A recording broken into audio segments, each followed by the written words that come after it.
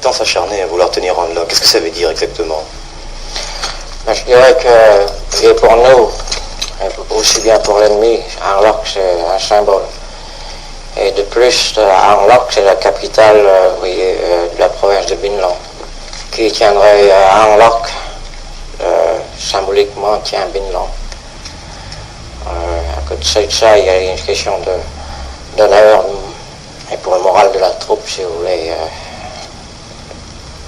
Au fond, vous tenez cette position, Ranelagh, qui a tellement été bombardée à différentes reprises, surtout pour l'honneur.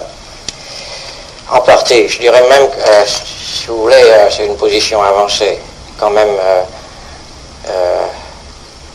nous sommes ici capables de déceler tout mouvement ennemi allant vers le sud, si vous voulez, et en partie les gêner, empêcher ce mouvement.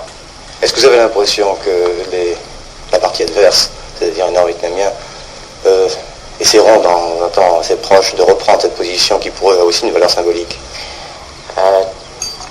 Tant que je les connais, ils essaieront de prendre n'importe quelle position si cette position est relativement faible comparée à leur force. Et celle-ci est faible comparée à leur force? Je dirais qu'il faudrait une division pour prendre, au moins, pour prendre cette position. Début 74, Thieu ne peut se permettre une grande défaite. Inlassablement, il parcourt ses régions militaires. Inlassablement, il lutte contre son principal ennemi, la passivité. Toute son énergie est mobilisée sur le thème de la croisade anticommuniste, qu'il prêche évidemment en premier lieu aux élèves officiers.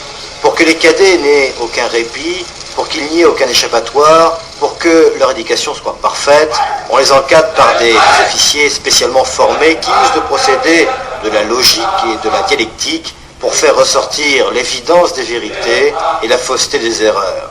Tout est bon, même une chaîne de raisonnement qui use parfois d'analogies un peu scabreuses. En 1940, tout Français patriote savait que derrière le gouvernement de Vichy,